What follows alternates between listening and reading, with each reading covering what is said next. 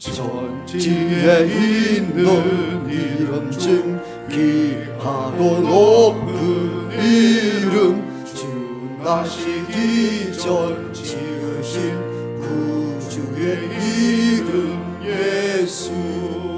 주 앞에 내가 엎드려 그 이름 찬송하면 내 귀에 들린 말씀 중 귀하신 이름 예수. 주 십자가에 달릴 때 명패에 쓰인 대로 저 유대인의 왕이요 곧 우리 왕이시라. 주 앞에 내가 엎드려 그 이름 찬송하면 내 귀에 들린 말씀 중 귀하신 이름 예수.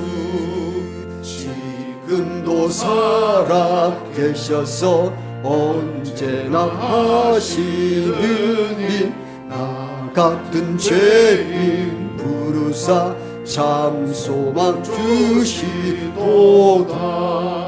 주 앞에 내가 엎드려 그 이름 찬송하면 내 귀에 들린 말씀 중 귀하신 이름 예수. 주 예수께서 영원히 어제나 오늘이나 이 이름으로 우리에게 참 복을 내리신다.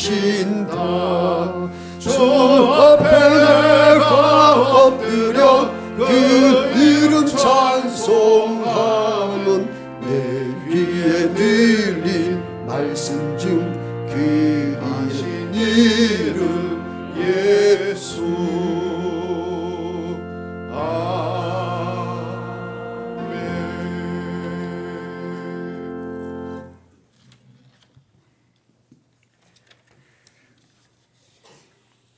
사랑과 은혜가 많으신 아버지 하나님, 지난 11달 동안 또 부족한 저희들을 은혜의 날개 아래 품어주시고 또 험한 세상 가운데서도 이렇게 실족치 않도록 인도하여 주심에 감사를 드립니다.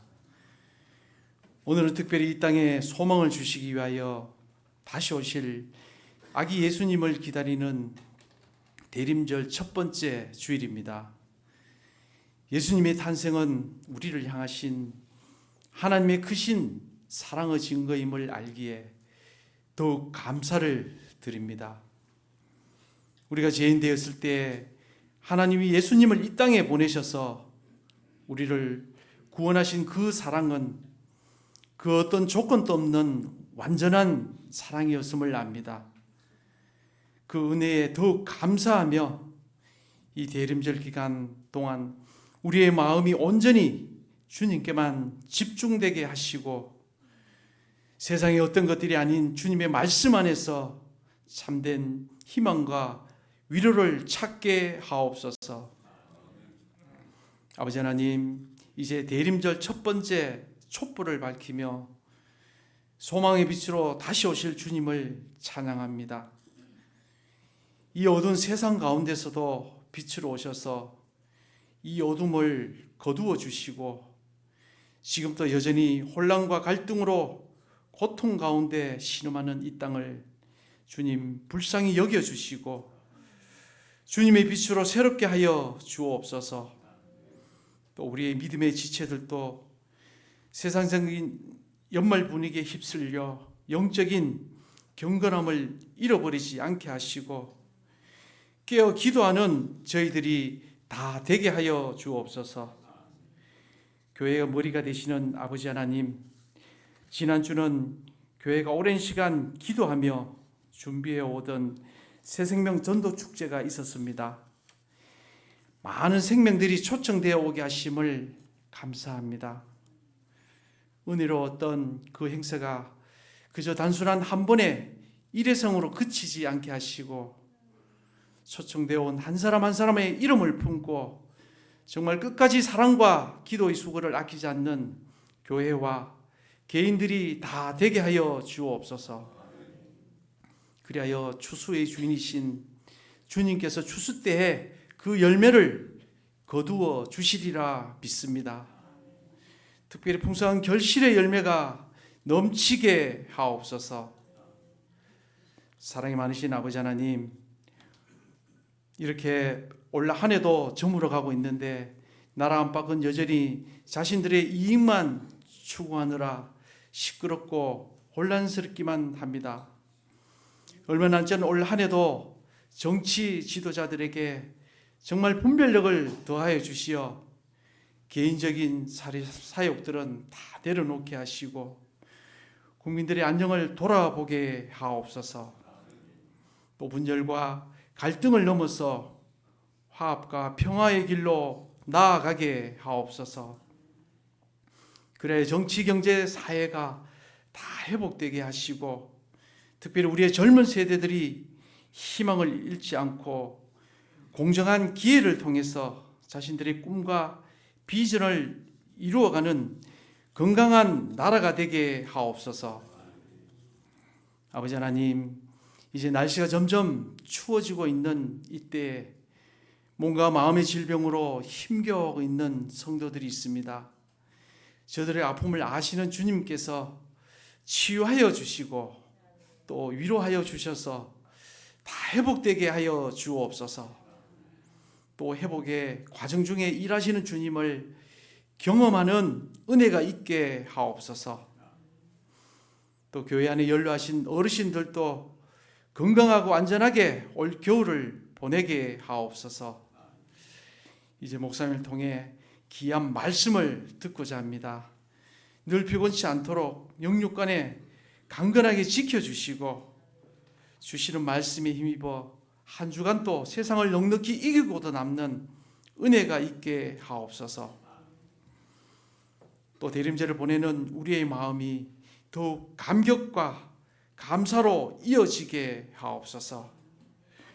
오늘도 변함없이 귀한 사명 잘 감당하는 시온 찬양대와 예배를 돕는 모든 선한 손길들을 통해 교회가 더욱 은혜롭게 확장되어 가게 하옵소서.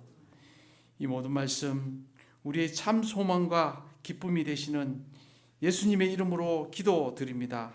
아멘.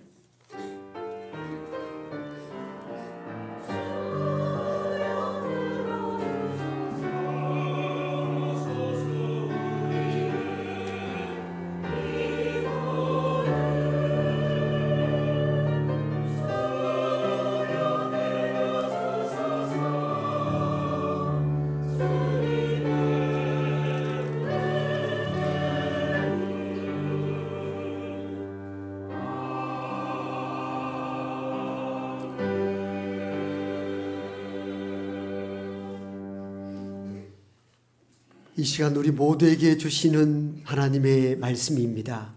신약성경 마태복음 25장 1절에서 13절까지의 말씀입니다. 신약성경 43쪽 마태복음 25장 1절에서 13절까지의 말씀을 이제 제가 받들어 읽겠습니다. 그때에 천국은 마치 등을 들고 신랑을 맞으러 나간 10처녀와 같아 하리니 그 중에 5은 미련하고 5은 슬기 있는 자라. 미련한 자들은 등을 가지되 기름을 가지지 아니하고 슬기 있는 자들은 그릇에 기름을 담아 등과 함께 가져갔더니 신랑이 더디 오므로 다 졸며 잘새 밤중에 소리가 나되 보라 신랑이로다 맞으러 나오라 하며 이에 그 처녀들이 다 일어나 등을 준비할세 미련한 자들이 슬기 있는 자들에게 이르되 우리 등불이 꺼져가니 너희 기름을 좀 나눠달라 하거늘 슬기 있는 자들이 대답하여 이르되 우리와 너희가 쓰기에 다 부족할까 하노니 차라리 파는 자들에게 가서 너희 쓸 것을 사라 하니 그들이 살아간 사이에 신랑이 오므로 준비하였던 자들은 함께 혼인잔치에 들어가고 문은 닫힌지라. 그 후에 남은 처녀들이 와서 이르되 주여 주여 우리에게 열어주소서. 대답하여 이르되 진실로 너희에게 이르노니 내가 너희를 알지 못하노라 하였느니라. 그런즉 깨어 있으라. 너희는 그 날과 그 때를 알지 못하느니라. 아멘. 시온 찬양대의 찬양이 있겠습니다.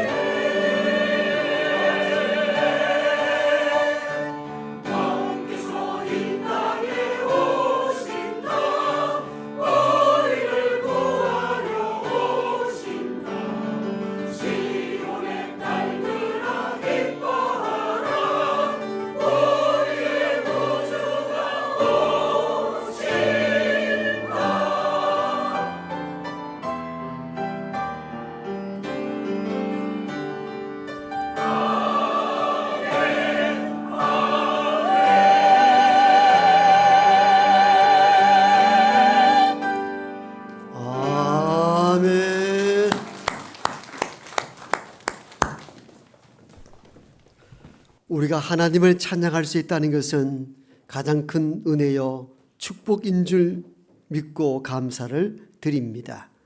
세상을 향해 나아갔던 우리의 발걸음을 멈추게 하시고 주의 전을 바라보며 예배로 나올 수 있도록 우리 마음을 주장해 주심에 감사를 드립니다. 한 주간 살아갈 때에 넉넉한 재물이나 세상의 권세 내게 있지 아니하나 하나님께서 먹이고 입히고 우리를 여기까지 인도하신 것 감사합니다. 이 마음을 담습니다. 이 마음을 담아 노래하게 하시고 기도하게 하신 것 감사합니다. 이제 하나님 말씀 듣길 원합니다.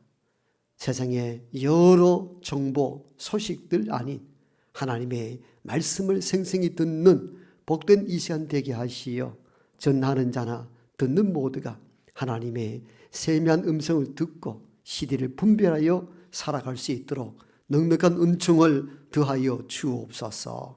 예수님 이름으로 기도하옵나이다. 아멘. 벌써 11월이 다가고 내일은 12월입니다.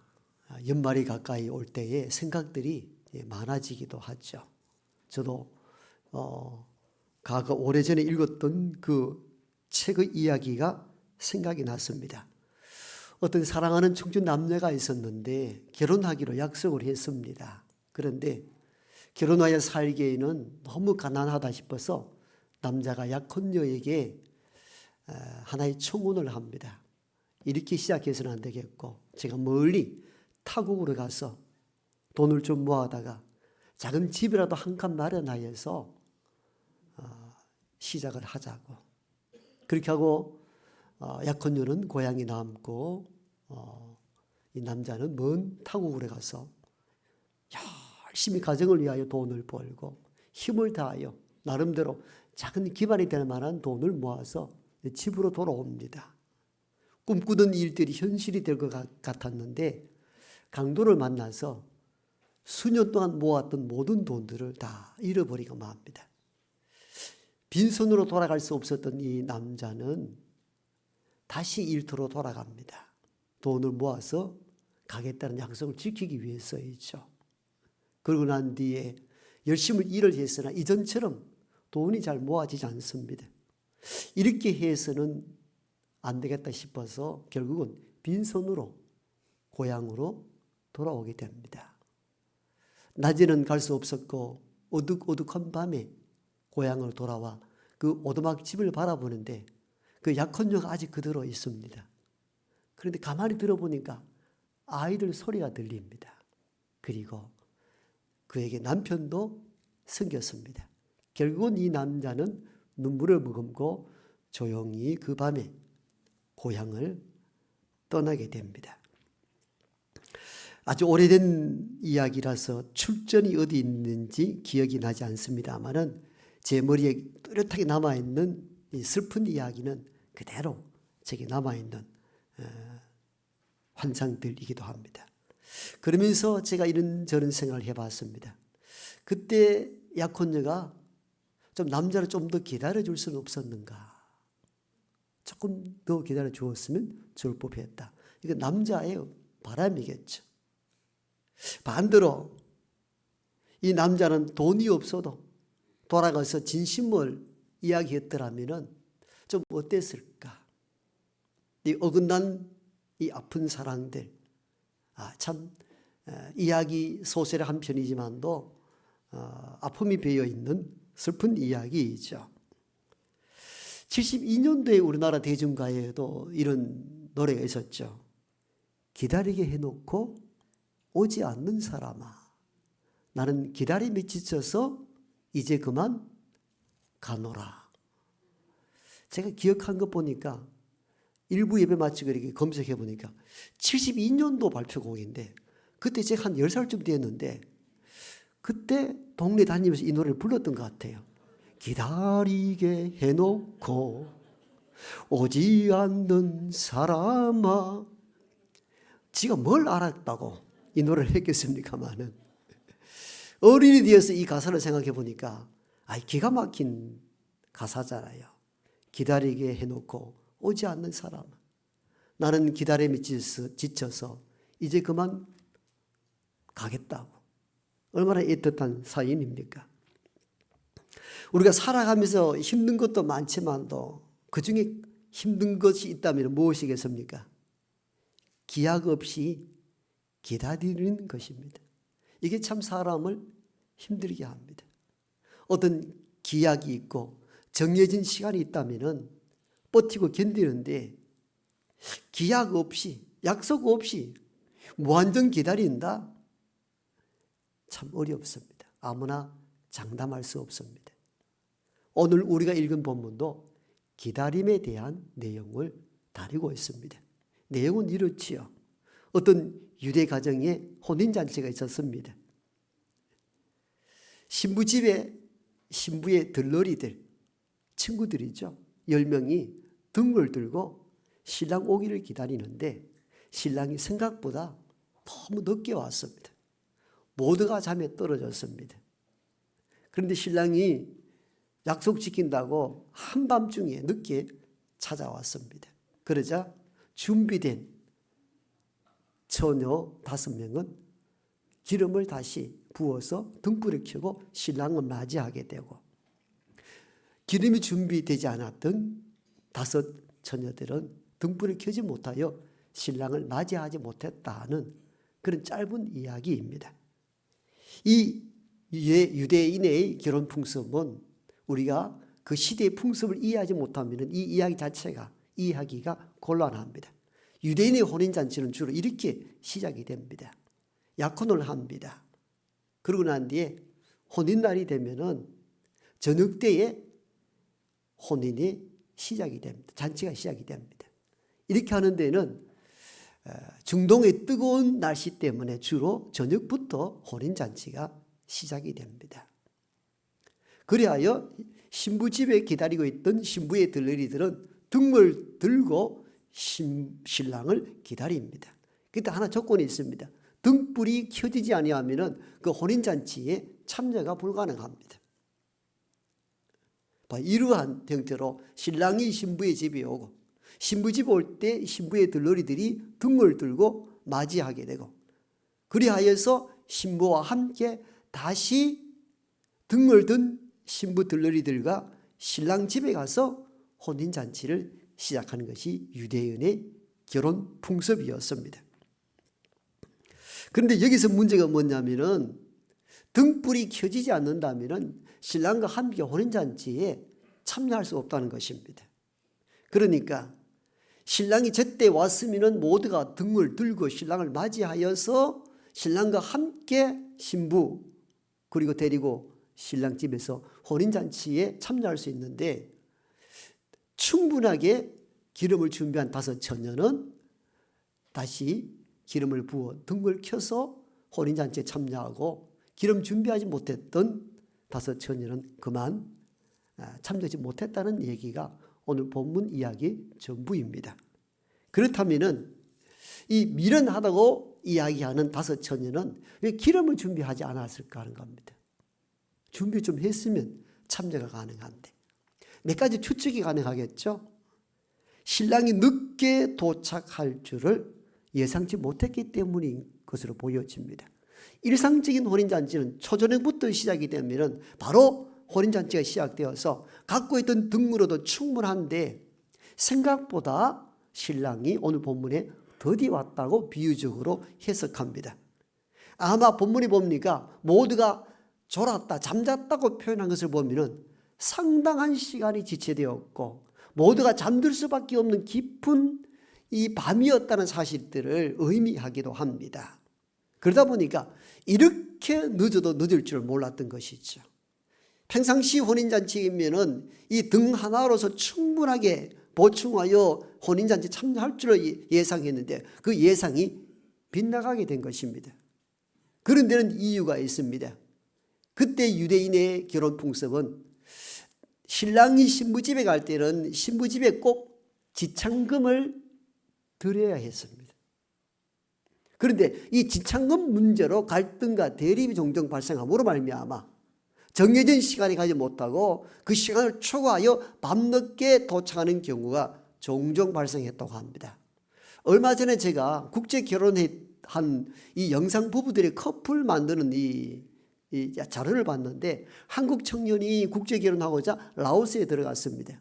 라오스에는 신부될 분들과 그 부모와 친척들이 나왔습니다. 국제 결혼 중매하는 분들이 양쪽을 만나게 하고, 그리고 남자도 라오스 처녀도 서로를 좋아합니다. 결혼하기를 원합니다. 그런데 성사가 안 됩니다. 부부들이 지창금 문제로 합의가 안 되기 때문입니다. 그래서 보니까 이 처녀가 딸이 부모에게 설득합니다. 저 남자가 좋다고, 한국 가고 싶다고 설득하여 부모를 참여시켰습니다. 그럼 혼인이 시작돼야 되는데 안 되는 거예요. 알고 보니까 따라 나온 삼촌들이 거부를 하는 거예요. 처음에는 지창금 2천만 원 했다가 3천만 원 올라갑니다. 그러니까 이게 합의가 안 되는 거예요. 결국은 국제 결혼 중매하시는 분이 파혼을 결정하더라고요. 그렇게 끌려가서는 이 결혼 성사가 안 된다고. 그 장면을 보면서 21세기도 이런 부류가 있는데 이때는 이 지창금 문제로 심각한 다툼 갈등이 많았다고 합니다. 그러다 보니까 오늘 이 비유에서는 잠을 자고 있는 동안 한밤중에 신랑이 도착하게 된 것이죠. 미련한 다섯 처녀는 이를 예측하지 못했던 것으로 보여집니다. 그래서 평상시 같으면 등 하나로 충분히 혼인잔치에 참여할 수 있었음에도 불구하고 더디 옴으로 말미암아 기름을 준비 못하여 혼인잔치에 참여하지 못하는 그런 결말로 다가왔으리라 예상이 가능합니다. 두 번째는 기름 준비하지 못했던 이유가 이 혼인잔치 자체에 관심이 없었기 때문일 수도 있습니다. 이 등을 준비한 이들은 신부 지인들, 친구들, 동네의 처녀들이거든요. 그러니까 혼인잔치에 등을 들고 참여는 했지만도 내일 같지 않죠. 그게 관심이 없습니다. 뭐 기름을 준비한다 하지 않는다. 내가 왜 해야 되는가? 이런 전혀 준비되지 않는 관심이 없었기 때문에 기름을 준비하지 못했을 것으로 보여지고 기름을 준비하지 못함으로 더디 온 신랑을 등을 켜서 맞이할 수 없었다고 판단됩니다. 반대로 슬기로운 다섯 처녀라 말하는 이 다섯 처녀는 모든 상황을 다 대비한 것이죠. 일찍 오면 일찍 온 대로, 더디면 더딘 대로 기름을 보충하여 등을 켜서 신랑을 맞이할 모든 준비가 되어 있었기 때문에 신랑이 더디 와도 문제가 없었던 것으로 보여집니다.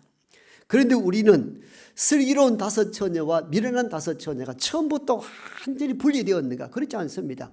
공통점이 많습니다. 똑같이 신랑을 기다렸고 신랑이 더디어자 똑같이 잠을 잤다는 것은 공통점입니다. 틀리지 않습니다. 슬기로운 다섯 처녀 깨어 있었나? 깨어 있지 않았어요. 다 잠을 잤어요. 똑같이 잠을 잤어요. 결정적인 차이는 뭡니까? 기름을 준비했는가 하지 않았는가? 단 하나밖에 없습니다. 그 하나의 차이가 혼인잔치에 참여하고 못하고 결정을 내리게 된 것이죠. 그럼 주님께서는 이 열 처녀 비유를 왜 했겠습니까? 그건 바로 주님의 재림에 대한 이야기를 하고자 열 처녀 비유를 하기 시작합니다. 오늘 본문이 끝나면 달란트 비유로 넘어가거든요. 즉 마태복음 25장은 종말에 대한 설교입니다.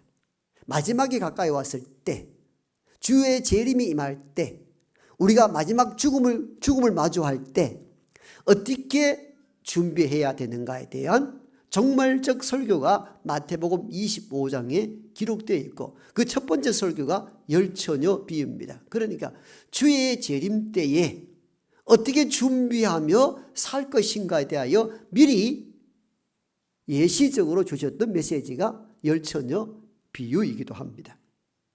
그러면서 주님은 이 주의 재림 열 처녀 비유를 통해서 주의 재림이 임하긴 임하는데 너희들 생각보다 더디 올 수 있다는 것도 이 본문을 통하여 보여준 메시지입니다.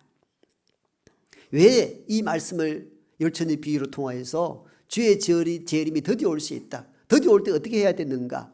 이 얘기를 한 배경은 따로 있습니다. 초기 기독교인들은 예수님이 부활 승천 이후에 재림이 곧 임박하게 올 줄로 알았어요. 주님 사도행전의 1장에 보면은 주님 부활하여 하늘로 올려가실 때에 남아있는 제자들에게 이렇게 약속하죠. 너희들이 본 그대로 곧 다시 오리라. 곧 다시 오리라. 곧이라는 이 의미는 금방 올 줄 알았어요. 이렇게 사모했던 이유는 역사적 배경이 있죠. 로마의 식민 지배 아래 있고 유대교의 박해가 있고 초기 기독교 공동체는 아주 작은 공동체였습니다. 정부적으로 지배받고 또 이전의 유대교가 핍박을 가하기도 하고 살아남기가 힘이 듭니다. 그러니까 가장 고대했던 것이 뭐냐면은 주님의 재림이었어요. 빨리 오시면은 악한 이들이 심판하고 우리를 들림받게 휴거하여 구원할 날만 기다렸던 거예요. 그러다 보니까 생업을 포기하기도 합니다. 특별히 일해야 될 이유를 발견치 못합니다. 우리나라에도 1992년에 대구 중심으로 다미성교회가 임박한 종말을 이야기하고 단지든 학교 그만두게 하고 생업을 포기하여 사회 혼란을 일으킨 적이 있었죠. 초기 기독교 공동체는 다미성교와 비슷한 패턴으로 주의 재림이 곧 이 말이라 예상하고 생업을 포기하기 시작합니다. 그래서 바울은 그 임박한 종말론에 빠져서 생업을 포기한 이들에게 이렇게 강력하게 외쳤지 않습니까? 일하기 싫어하는 사람들은 먹지도 마십시오. 이 말씀은 그냥 선포된 말씀이 아니고 임박한 잘못된 종말론에 빠져서 생업을 포기하고 삶을 포기한 사람들에게 하신 메시지였어요. 일을 하라는 것입니다. 주님 오실 때까지 일하라는 거예요. 일하기 싫어하면 먹지 말라. 강력하게 선포했던 배경은 바로 임박한 종말에 빠져서 아무것도 하지 않는 그 시대에 전달했던 메시지였던 것이죠. 주님은 십자가 지기 이전에 이런 일들을 미리 예상하셨습니다. 그래서 열처녀 비유를 통하여서 내가 죽고 부활하여 하늘로 올라가여 다시 오는 재림의 때에도 여러분 오늘 열처녀 비유에 나타난 비유에서처럼 신랑이 더디 온 것처럼 주의 재림이 생각보다 더딜 수 있다는 것 기억하라고 미리 예시해 주신 비유가 오늘 열처녀 비유였던 것입니다. 그래서 주님은 열처녀 비유를 통해서 주님이 언제 올지도 모르니까 항상 대비하며 살라는 것입니다. 이게 열처녀 비유의 핵심입니다. 준비해 두면은 잠시 졸아도 다시 깨어서 주님 맞이할 수 있다는 겁니다. 우리가 마지막 13절에 깨어 있으라 하는데 이 깨어 있으라 이 말은 잠자지 말라는 문자적 의미가 아닙니다. 대비하여 살아가라는 것입니다. 여러분 슬기로운 다섯 처녀는 안 잤습니까? 안 졸았습니까? 미련한 다섯 처녀와 똑같이 잠을 잤어요. 신랑 기다려 지쳐서 똑같이 졸았어요. 잠자고 좋은 것은 똑같았어요. 차이가 없어요. 근데 뭐가 차이가 있습니까? 잠을 잤고 졸았지만도 신랑이 더디 왔을 때 다시 일어나서 준비한 기름으로 등을 받겠다는 것이 결정적인 차이입니다. 우린 깨어 있으라는 것을 문자적인 해석으로 잠자지 말아야 된다고 생각하는데 우리 모두가 잠을 잘 수가 있어요. 좋을 수 있어요. 문제는 뭐예요? 졸고 잠자더라도 준비는 하고 졸고 자라는 거예요. 이게 깨어 있으라의 본문의 본래의 의미이기도 합니다. 슬기로운 다섯 처녀도 잠을 잤고 졸기도 했으나 기름을 준비했잖아요. 대비가 되었잖아요. 그래서 더디게 예상 못한 순간에 왔을 때에도 기름을 보충하여 다시 일어나 신랑을 맞이할 수 있었습니다. 그럼 반대로 이렇게 해석해 보세요. 기름 준비하지 않는 다섯 처녀는 잠을 자지 않아서 종일이 깨어 있었습니다.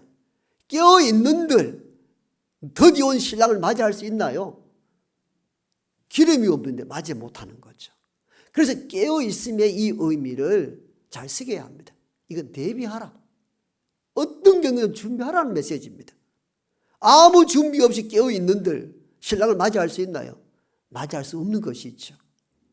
그러므로 마지막 구절 깨어 있으라 이 메시지는 항상 준비가 되어라. 어떤 상황, 어떤 시간에 온다 할지라도 맞이할 준비, 대비를 하고 인생을 살아가라는 메시지였던 것입니다. 대림절 첫째 주일을 보냅니다. 대림절이라는 것은 주님이 다시 오심을 기다리는 절기입니다.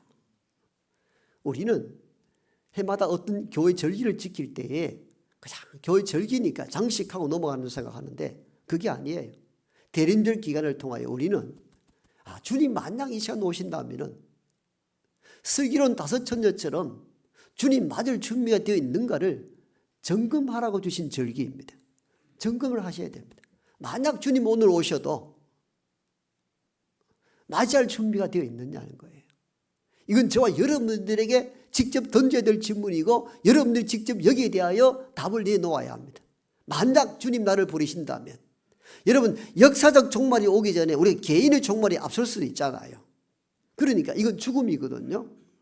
죽음이 급작스럽게 왔을 때에 자신 있게 맞이할 준비가 되어 있나 하는 것입니다. 이것 대림절 기간에 보낼 우리가 가져야 될 마음의 자세입니다. 양초 캐고 장식하고 트리하고 그 기분에 도취되어 있는 것이 아니라 대림절 기간을 통하여 주님이 오신다면, 아니 내가 주 앞에 오늘 설 수밖에 없는 상황이 도래한다면 준비된 모습으로 당당히 설 수 있느냐가 하는 것입니다. 이건 아주 심각한 질문이기도 합니다. 한국에도 잘 소개되었던 미국의 유명한 지필가인 설교가인 팀 켈러 목사님은 교회를 개척하고 45년 목회를 하였습니다. 그러니까 수없이 많은 사람들의 병과 환난, 어려움, 가난, 궁핍, 수없이 많은 죽음을 마주했단 말입니다. 사람들이 가장 죽음을 두려워한다는 사실을 알고 임상 경험했던 것들을 책으로 엮어냈습니다. 죽음이 임박하게 다가올 때 어떻게 준비하고 어떤 마음의 자세로 살아가야 되는지, 남아있는 가족들은 죽음에 대하여 어떤 형태로 대응해야 되는지, 이걸 꼭 전해줘야 되겠다 싶어서 자기가 경험한 죽음에 대한 내용들을 다루어 책으로 2020년도에 출판했습니다. 그게 On the Death, 죽음에 관하여.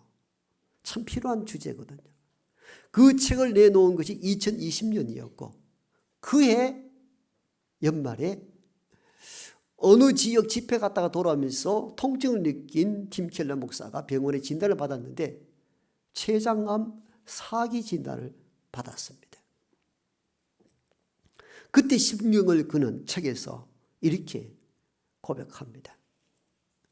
내가 가장 먼저 배운 것 중 하나는 위기를 만났을 때 신앙이 자동적인 위안을 제공하는 것은 아니라는 사실을 깨달았다는 겁니다.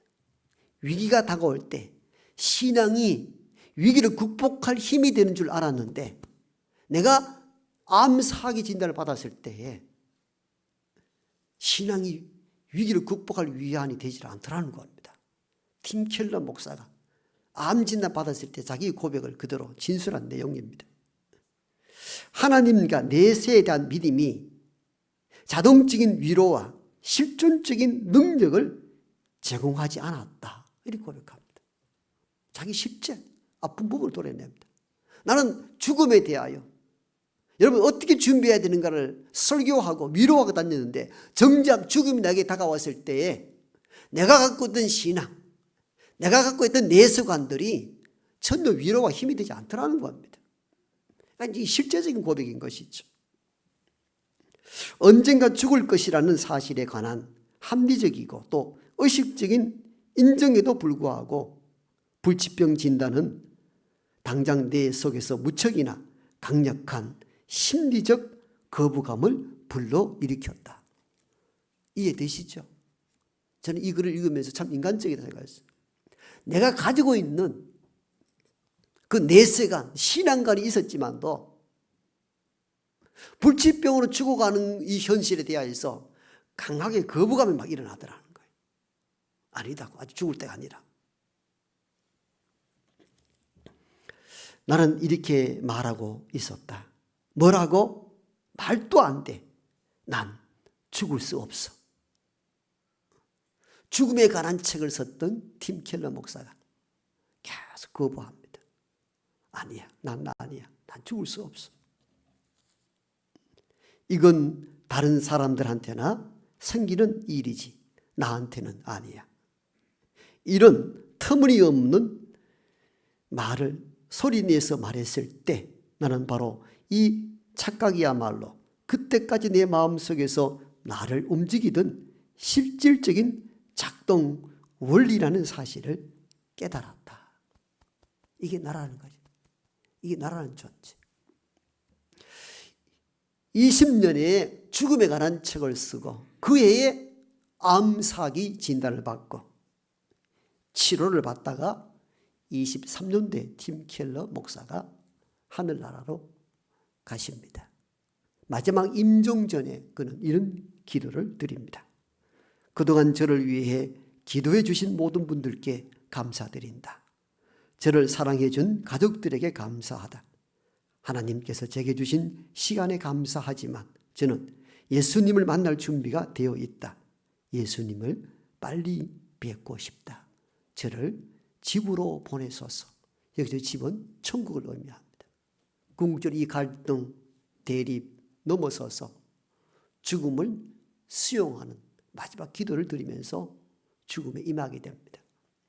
여러분, 왜 이 팀 켈러의 목사의 이 일을 여러분에 소개하는가 하면은 그게 저와 여러분의 모습일 수 있기 때문입니다. 우리 모두는 이렇게 이야기하죠. 잘도 진술하고 잘도 아멘하죠. 우리가 죽으면 구원받아 하나님과 함께 한다고 믿습니까? 그런데 그게요, 정작 여러분 앞에 죽음이 다가왔을 때 그게 위로와 힘이 되지 않는 순간이 오더라는 거예요. 이건 심각한 문제거든요. 이게 인간입니다. 그래서 주님은 복음의 말씀을 통해서 항상 준비하라 하는 거예요. 외람되지만 언제 저와 여러분이 죽음 앞에 서 있을지 아무도 모르기 때문입니다. 도둑처럼 훅 찾아오기도 합니다. 몇 주 전에 그 말씀을 드렸잖아요. 우리 교회 사역하다가 경산에서 개척했던 노상식 목사님이 51세에 심장마비로 죽음이 찾아왔습니다. 이게 삶입니다. 현실입니다.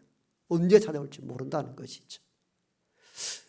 대림절 기간을 보내면서 주 앞에 설 수 있는 준비가 되어 있는가를 다시 점검하셔야 됩니다. 팀 켈러 목사도 한동안 흔들리고 강한 거부감으로 버티죠. 여러분, 이게 인간의 모습이거든요. 제 은사 가운데 한 분도 아버님도 목사님이셨고 신학교 교수였었고 비산동 쪽에 개척하여 교회를 크게 성장시킨 분이시기도 하셨는데 어느 날 진단받았는데 간암 말기로 진단을 받았습니다. 치료되지 않는다는 사실을 깨달은 이 아버지 목사는 자녀들을 모아놓고 이야기합니다. 내가 암에 걸린 것에 대하여 진심으로 감사하다. 왜냐? 암 가운데 있는 교우들을 바라볼 때 그 고통이 무엇인가를 직접 체험할 수 있고 그들과 연대할 수 있다는 것에 대하여 그냥 죽음보다 암으로 죽어갈 수 있다는 것은 감사하다. 내가 죽어 장례를 치른다면은 노회장이나 대단한 어떤 것을 하지 말고 조용하게 가족장으로 치러주기를 부탁한다. 그리고 남편을 아버지를 떠나보는 것이 슬픈 일일 수 있지만 절망처럼 그렇게 슬피 울지는 말아라.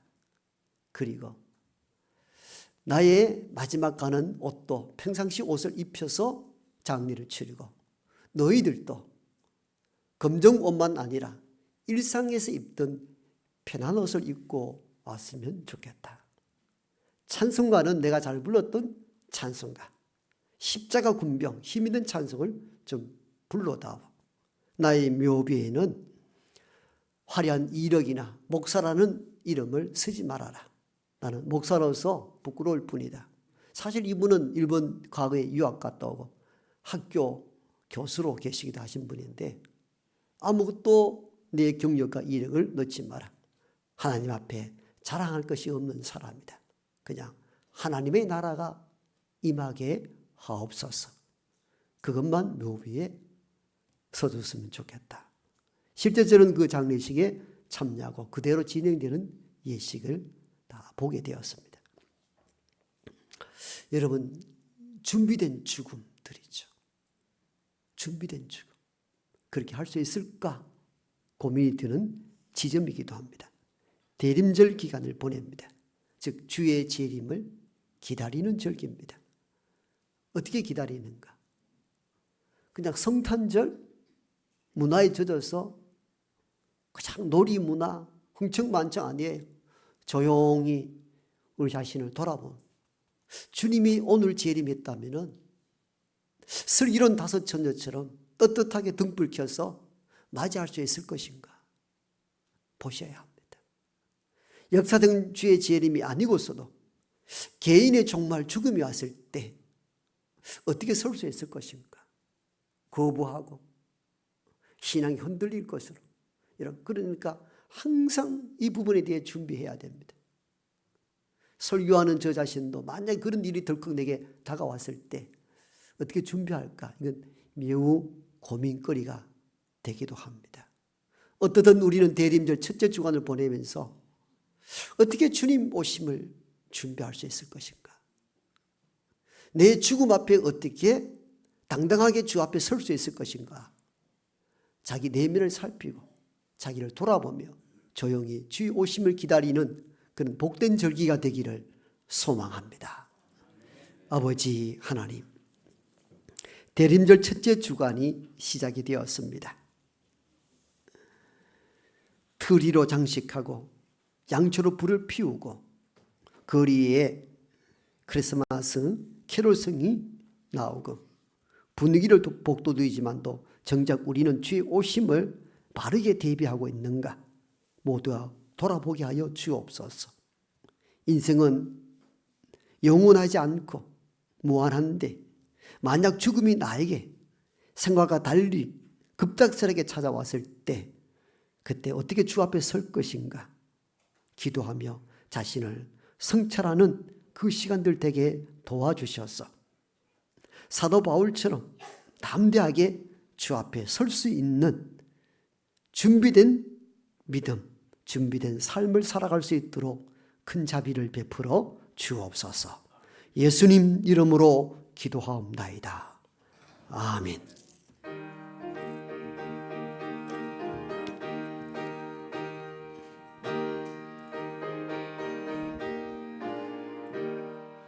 신랑 대신 예수께서 다시 오실 때 밝은 등불 들고 나갈 준비됐느냐?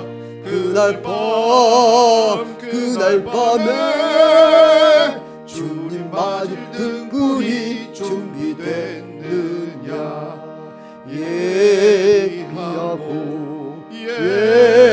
예비하라. 우리 신랑 예수 오실 때 밝은 등불 손에 들고 기쁨으로 주를 맞겠네. 주를 나와 맞으라는 소리 들릴 때 기뻐하며 주를 맞이할 수 있느냐? 그날 밤에 주님 맞을 등불이 준비됐느냐?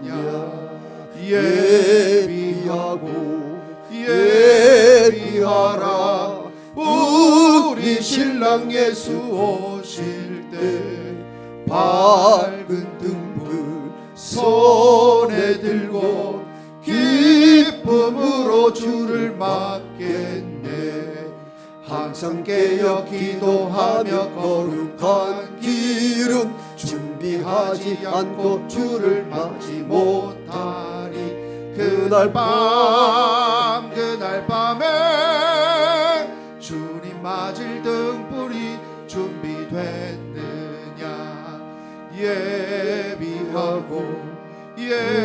예비하라.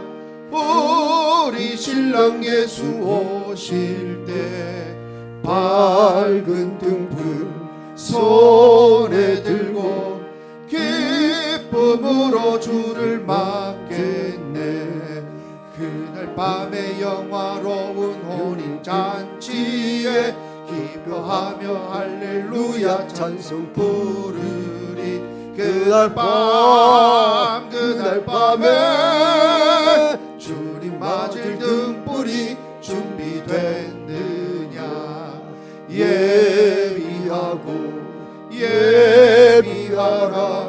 우리 신랑 예수 오실 때 밝은 등불 손에 들고 기쁨으로 주를 맞겠네.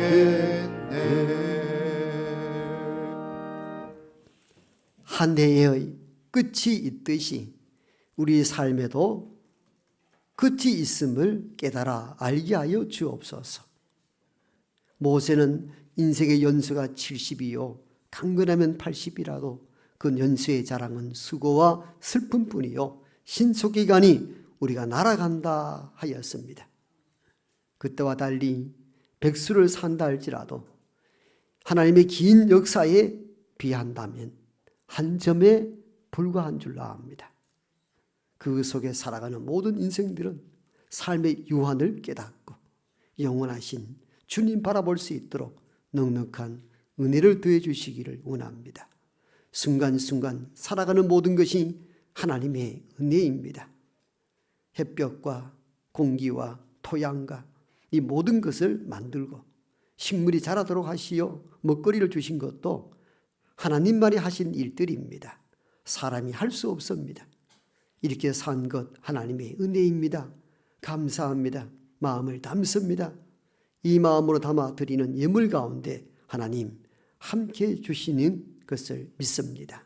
예물을 사용할 때마다 두려움과 떨림으로 사용할 수 있는 선한 마음을 우리들에게 회복시켜 주시기를 원합니다. 살아가면서 때로 원하지 않는 병과 환난과 어려움에 직면해 있기도 합니다. 무엇으로 어찌할 수 없는 인간의 무력함을 깨닫습니다. 그때가 곧 하나님을 바라보라는 신호인 줄 알고 믿음으로 그 어려움을 이겨나갈 수 있도록 꼭 도와 주시옵소서. 보이지 않게 간섭하시고 역사하신 분은 창조하신 하나님이신 줄 믿습니다. 사람들이 그 안에 살고 있으면서도 정작 하나님의 손길을 모른 채 살아갑니다. 여호와께서 자비를 베풀어 주시고 모든 자연의 섭리, 이치, 해가 뜨고 달이 지고 이 모든 일들 바라보면 어찌 사람이 능히 할 수 없는 일들을 보이지 않게 간섭하시는 손길이 있는 줄 압니다. 우리는 그분이 하나님임을 믿습니다. 모든 인생들이 진리를 깨닫고 믿음 안에 살아갈 수 있도록 넉넉한 은혜를 더하여 주옵소서. 예수님 이름으로 축복하며 기도하옵나이다. 아멘.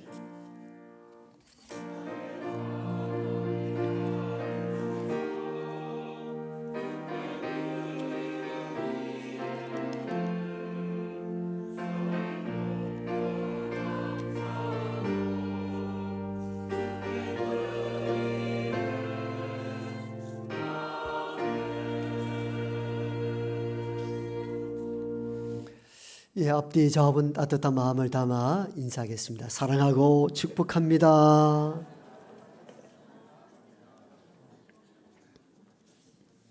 네. 오늘 우리 교회에 또 처음 방문하신 분들도 계십니다.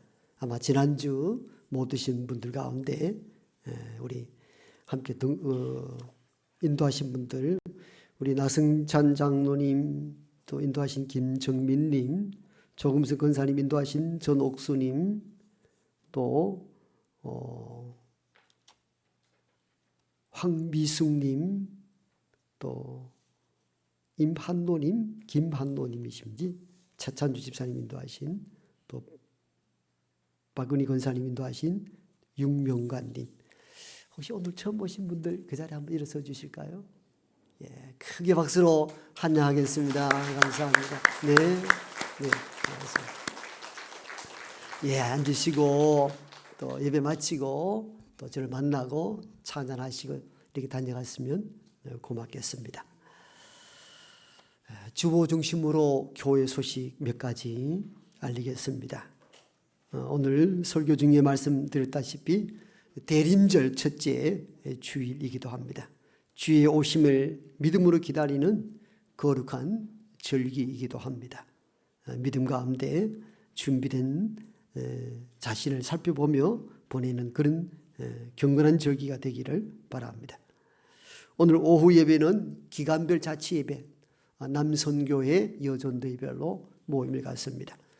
오후 찬양 예배란에 모이는 장소가 있습니다. 처음 오신 분들은 함께 모시고 가셔서 또 예배 드리고 또 만나는 음식도 함께 나누고 귀한 시간 가지시면 고맙겠습니다. 지난주는 여러분들의 기도와 또 물질과 또 열심 있는 전도와 또 준비로 많은 분들이 우리 교회를 또 이렇게 함께 방문 예배 주셔서 감사를 드립니다. 한 180여 명이 넘는 많은 분들이 찾아오셨습니다. 이 일을 위하여 애써 수고한 모든 교우분들께 진심으로 당일을 대표하여 감사를 전해드립니다. 일일이 이렇게 다 말씀 못 드리십니다만은 온 교우들이 다 참여를 했습니다. 기도로 또 전도 활동으로 또 직접 모시오는 일들로 모두 서로 위로 격려하겠습니다. 감사합니다. 오늘 장로님 그렇게 기도하셨듯이 그 일이 끝이 아니고 시작입니다. 계속 씨를 뿌리는 것이죠.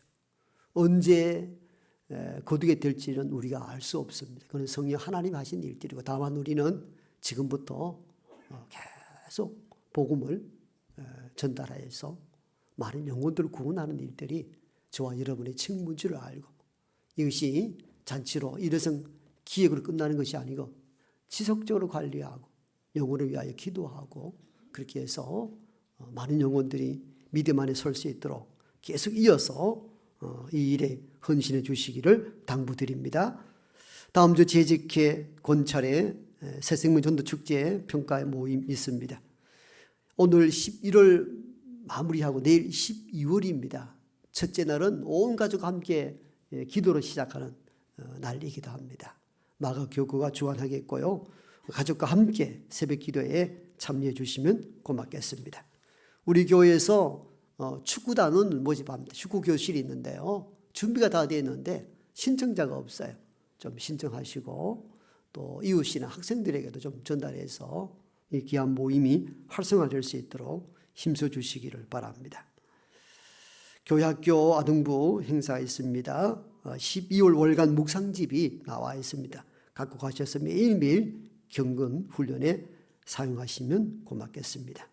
주중 사역을 위해서도 함께 동력해 주시면 고맙겠습니다. 12월 예배 안내는 누가교구입니다. 봉헌위원 또 주방봉사 참고하시고 한 달간 헌신해 주시면 고맙겠습니다. 그 외의 소식은 주보를 참고하시면 되겠습니다. 금주의 암송구절 한 고백으로 받들어 읽어봅니다. 시작. 그런즉 깨어있으라. 너희는 그날과 그때를 알지 못하느니라.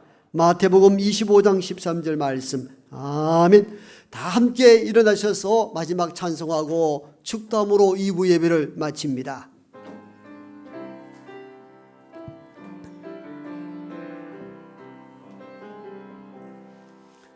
겸손히 올리는 나의 기도 간구보다 감사를 드립니다.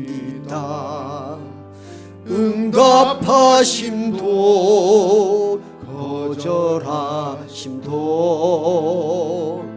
기다리게 하심도 그저 감사. 간절히 올리는 나의 기도 간구보다 감사를 드립니다. 기쁜 날에도 고통 중에도 주가 일하심을 믿으며 감사. 감사 위에 감사를 덮을 때 은혜 위에 은혜가 쌓이네. 모든 일에 감사 모든 순간에 그리 아니하실지라도 감사. 감사 위에 감사를 덮을 때 은혜 위에 은혜가 쌓이네.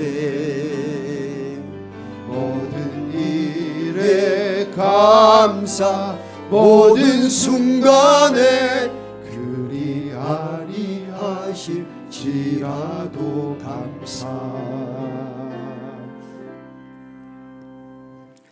이제는 여기 우리와 함께 하시는 우리 구주 예수 그리스도의 은혜와 하나님의 크고 놀라우신 사랑하심과 성령의 내주 교통하심이 언제 오실지 모르는 주님을 항상 맞이하기를 준비하는 여기 모인 하나님의 모든 권속들과 병과 환난과 고난 가운데 신음하는 땅의 모든 백성들과 홍콩의 아파트 불로 고통 중에 있는 이재민들과 전쟁 가운데 놓여 있는 우크라이나 백성들 머리 위에 이제부터 영원토록 함께 하옵시기를 간절히 축원하옵나이다. 아멘.